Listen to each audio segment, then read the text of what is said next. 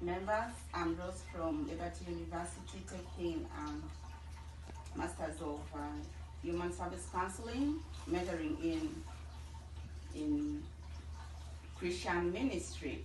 And so my main aim of being here today is to let us know more about why we have to have small group in our church. So the question is, why should the church have a small group ministry? But before I go through that, I would like to introduce myself more. I am married and married to a man, and God has blessed us with 2 children. So as we go through this, we're going to look at what is the purpose of having a small group in our church.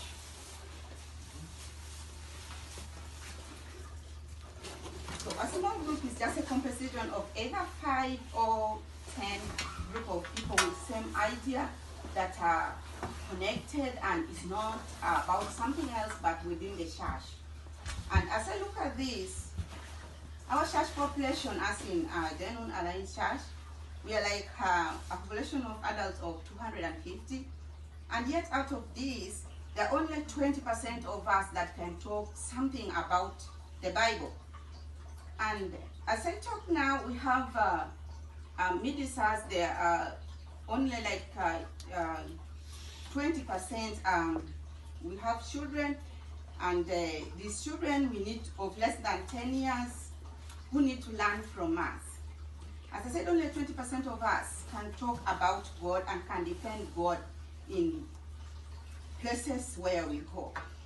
How about the 80% who are not well equipped with the Bible, or even don't have time to read the Bible for themselves? So, as we see in Matthew 28, 19, 20, we are supposed to be discipleship. We are supposed to make discipleship. We are supposed to reach out to people. And how are we going to reach out to people if we are not even interested in joining up the small group? What are you going to talk out there? As Luke tells us in 10:20,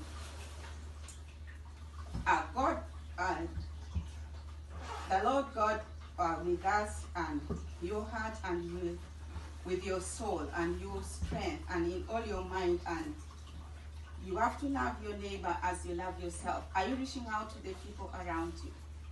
And this other percentage who are not joining the small group, are they in position to reach out to the people? And yet you are coming to church, but you are not in position to defend yourself. That's what I'm trying to talk about. And as we are here, we are supposed to, as a small group, we are supposed to develop spiritual growth. As we look in Peter, 2 Peter, chapter 3, verse 18,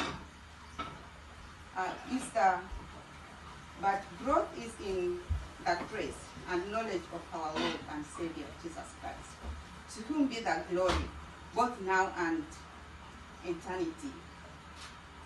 Is our spirit growing? Is our spiritual life growing? The people who are not joining the small group, are their spiritual life growing? Are they learning anything? We are supposed to learn. Through small group, we are supposed to be learning. Are the people who are not small group, what are they learning? As we look in Revelation chapter 1, verse 3, it says, "Blessed is the one who reads aloud the word of this prophecy, and blessed are those who hear it and take heart what is written in it, because the time is near." Are we doing that? Are we walking by the revelation? Are we going to be there? We are supposed to serve God in our small group. The question is, are we serving God? Are we going out? Are we reaching out to serve? That's the purpose of our small group. Are we using that, our small group, to serve the people outside? We can see in Joshua 24:15. When Joshua was trying to talk to the people, and he had already, preach to the people and they are not taking his word. And Joshua says here, and if it seems evil unto you to serve the Lord, choose this day who you will serve, whether the God of the Amorites, the gods of the gods of the Amorites, in whose land dwells. But as for me and my household, I'm going to serve. That is our purpose, to have time for Jesus. We can see that in John 12:26, where it says, whoever wants to serve me must follow me, so that my servant will be with me where I am. And my Father will honor anyone who serves me. That is Jesus talking to the people in John 12:26. Are we there? Are we one of those that Jesus is talking to? Are we making it to Jesus? That's the question. As we go ahead, we can look at that child in the picture, and it's about a child with no spiritual direction. When you look at this picture,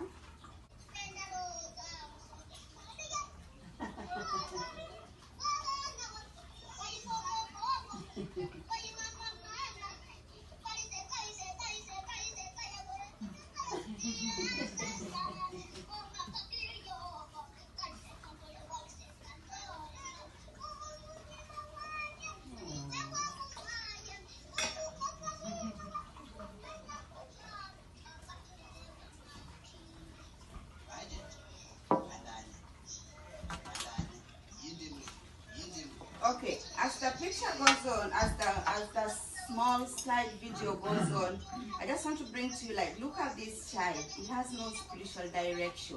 And even the people who are sharing him, they have no spiritual direction.